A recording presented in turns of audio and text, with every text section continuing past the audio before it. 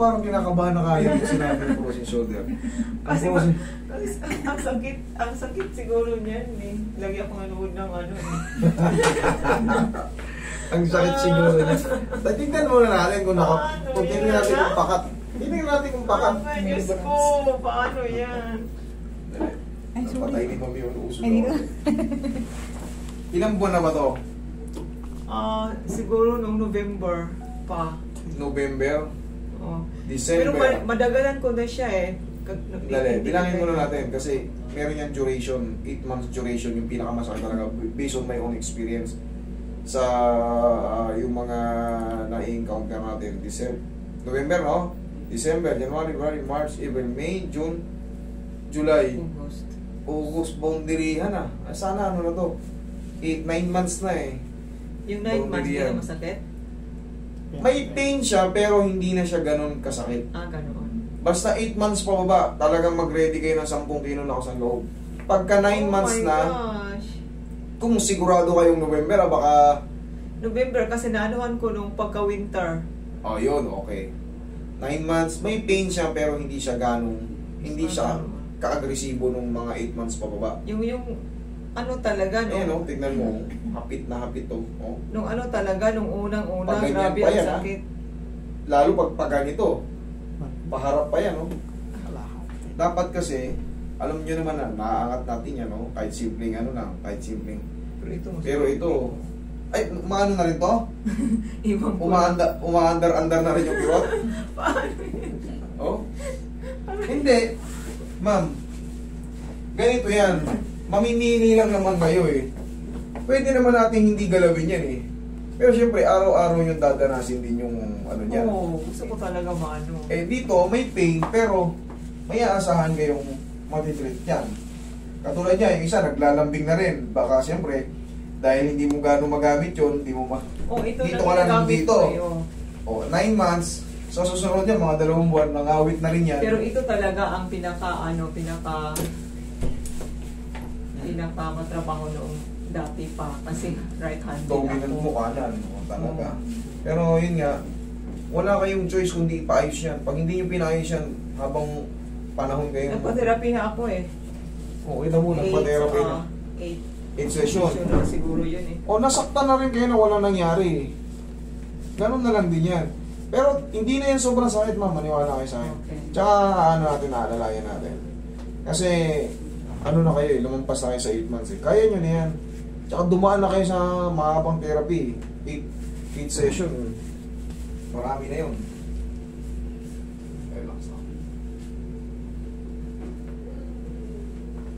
Hindi pa siya totaling perfect maaangat, pero mamaya pwede na yung suntok-suntokin. Oo, pwede na yung tabi-tabingin ng yung malakas. ano talaga, yung maano ko talaga. Maangat. Oo. Tuturuan ko kayo ng stretching. Pwede rin ako. After 3 weeks, pwede kayong bumalik dito pag hindi pa perfect Hindi na ba? Babalik ako dito sa 11 kasi ako yung nag-text eh, yung sa Amerika. Yung 11. nag-text ako kay 3M. Kasi ano ba yun? Sino ba yun? Okay. Ikaw yun? O pwede naman, ano ba ngayon? Sa 11. O pwede. Kasi, Ano yung 11, Roy? Para kasi Ito babalik yung- ako eh. Tignan mo yung muscle mo, mamo, nandito na sa baba. Ayun o. Wala na rito, oh. Natuyo na o. Andito na o. Yung tubo ng muscle mo, ayan o. Hawakan mo o. Thursday. Oo, Kita mo? Maano siya dito yung mga... Andyan na yung muscle. Ayan o, sabi ko sa iyo. Siyempre, ako naman eh, kahit pa paano, kabisado ko na yung mga parte ng katawan natin. Siyempre, Ikaw yung nag-ano sa akin? Ikaw yung nag-schedule? Oh. O kasi kailangan ko talaga yung ano yung confirmation kasi ito lang ang inanuhan ko, wala na akong ibang tapos pag wala tapos babalik na ako doon sa ano di paano na yun. Ito pa naman yung nandito na nga kayo eh, ito na eh. Nagkausap na pa tayo, nandito na tayo eh. Ito, from US din to. Maraming salamat sir. Proud dad from California. Mga galing California, maraming salamat po. Sut-sut ko na po yung regalo nyo sa amin. Maraming salamat po.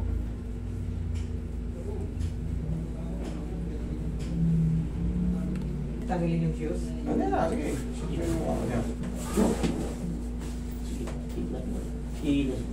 Yung mukha niyo dyan sa butas. Sige. Yan.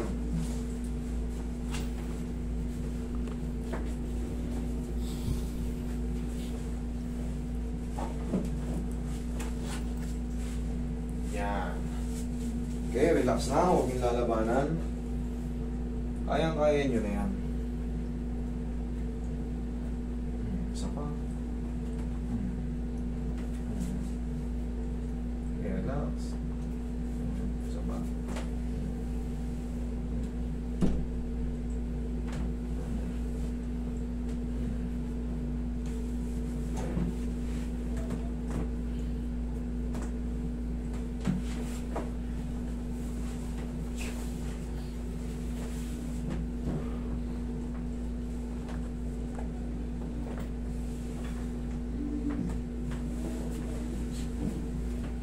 Tihaya. Pag titihaya pa ganito. Yan, very simple. Huwag nyo nang iputukod ng iputukod. Kasi masasaktan na kayo. Pintuin mo taas. Taas pa yung balakang. Sadyang walang unan dahil andito ako. Mamaya tayo mabuunan pagkatapos kong hakakin. Sige, lagyan sa tiyan yung kamay. Yan. Relax lang. Inhale. Exhale. Diyan lang muna. Ma'am, ito, gradually pa ang ano nito. Hindi ito kagad. Pakat na pakat to. May sugat ang glenoid nyo. Sigurado ko yung ganito. Kita nyo, dumaan kayo sa walong therapy, hindi pa rin nadali. Ang mawawala lang pansamantala rito, yung pain. Tapos, siyempre, pag wala ng pain, malalakasan nyo na siya magaganong-ganon. Hanggang sa pag nalalakasan nyo na siya, nagagalaw-galaw nyo na siya. Unti-unti yan makakaangat. Kasi ito, kailangan pa makarecover nito. Wala na yung muscle dito. Nipis na. Ito, pansinin mo. Kahit kayo, hawakan nyo. Nasaan yung muscle? Tingnan nyo, hawakan nyo yung braso ko. Yung normal, hawakan nyo. Dapat ito lubog. Parang yung, hindi kagaya dito, may buto dito. Tapos diba? dito wala. Nagbago. Balik. Hindi. Ang nangyari dyan, stress na is... Siyempre, na full stretch to, sigurado ko.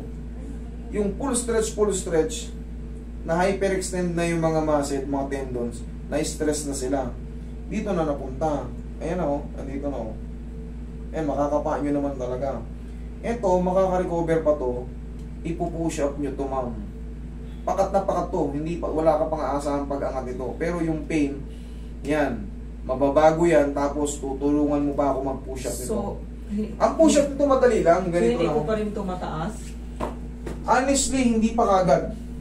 Hindi pa kagad. Kasi hindi naman po pare-parehas yung ano eh. Ang tawag dyan, adhesive capsulitis ang tawag dyan. Talagang yung thickening of the capsule joint, talagang hapit na hapit siya. Wala nga yung muscle. Ang normal na cuts ng mga deltoid, ganyan oh, bilog. Dito magkakaroon ng cuts. Paano siya? Sa kanya wala na rito, tapos nandito na lahat ng muscle. Pero siyempre, maayos pa naman yun. Kailangan nyo lang sa kama o ganito lang po siya. Pag wala kasing masakit, pag nawala yung masakit, dun kasi makakatulong para mag-develop yung mga muscle. Pero ito, nandito muna tayo sa main event, this, kailangan nyo ma-overcome to. Okay, relax lang.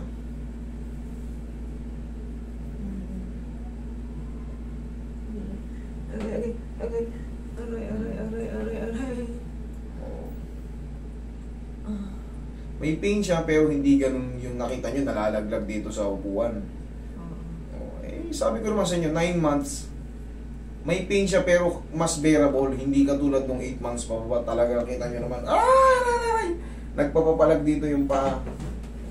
Okay, relax na. Ganun lang sana mangyari, oh. Simple lang, oh. Ito kasi, nag-aano na rito, naglalambing na rin to, kaya ano yun na rin natin.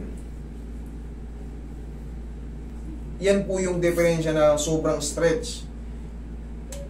Kahit paikot-ikutin, kahit magpagalingan kami sa pag-aayos ng balikat, maniniwala ako sa sarili ko. Kumbaga, alam ko yung ginagawa ko eh. Yung iba kasi, sige, pilit mo. Hindi nila alam yung aftermath. Hindi nyo alam yung katapusan. Ninipis yung mga muscle niyan pag nagkanda punit-punit yung soft tissue niyan, yung mga tendon niyan, magkakaroon ng epekto sa muscle, liliit yung mga braso nila. Di pag wala ka rin muscle, hindi mo rin ma-check katagalan. Sa unang araw, pinilit. May napapanood kasi ako niyan eh. Pinilit, talagang pinilit ng gano'n. No. Tanungin mo kung ano yung aftermath. Kung ano nangyari. Dito nagpupunta sa akin yung mga yan. Hindi ko lang pinababanggit yung mga pangalan ng mga ano na yan. Ba't alam nyo yung kalalabasan after nung ginawa nyo?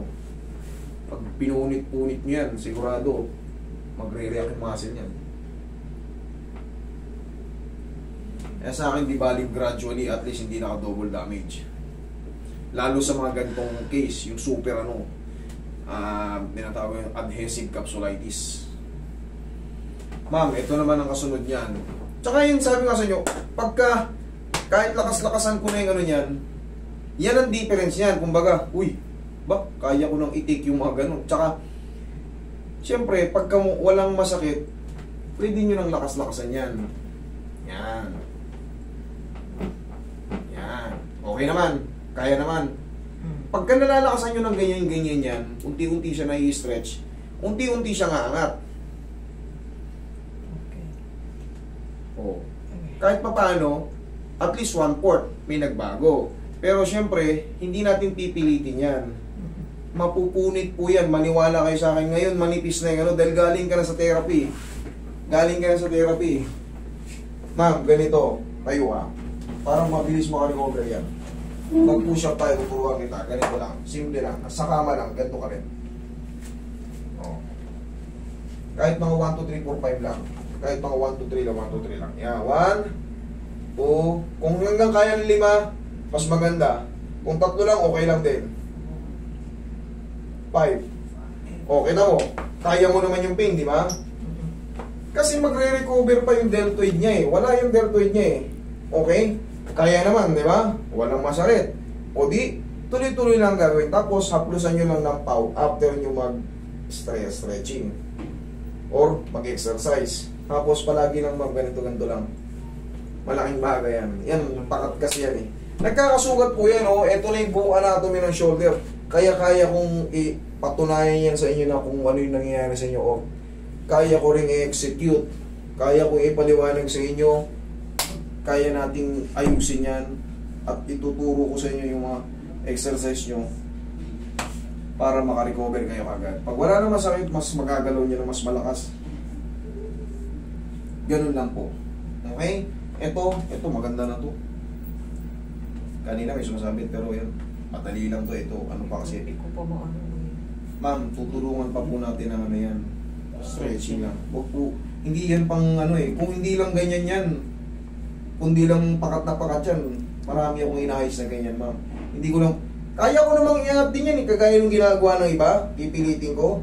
Pero syempre, yung rupture na maaabutin nyo, syempre, yung aftermath nga. Okay? I do that. So, in 11, Pagpalog kayo, bago kayo, no? 11, sa August, September 11. US, ano yan? US Day. 11, di ba? Pero punta kayo dito. Check natin, ha? Check natin ulit. So, yun lang ang yun lang ang exercise. Ganito, tapos push up. So, maano ko? Ay, ganito. Tutulungan mo mga to. Yan, sige. 1, 2, 3. Okay. Ganyan lang. Tapos, yung push up nga. Pero mag-focus kayo muna sa push up kasi ang liig ko, sakit dito. Yung leg mo, mas sumasakit niya yung leg mo. Sige, upo ka. Mas sumasakit yung leg mo. Ito nagkukontract yung ano eh. Akala ko naman masakit talaga. Hindi. Pag pinipilit natin yung stiff, normally, may magre-react kasi may mga muscle na tumitigas eh. Pero kung ano, part po yun eh. Part po yun. Kaya nga, relax muna, ganyan muna yung mga stretching. Tapos, haplos ng pao. Yun lang ang yun lang ang stretching. Yun lang po ang pinaka niyan. Tapos, paunti-unti, kaya mo naman, kita mo, hindi ka naman nasasaktan. Hanggang sa makarecover yung tricep mo, yung bicep mo, dire-diretso na po yan. Okay? Madam, thank you so much.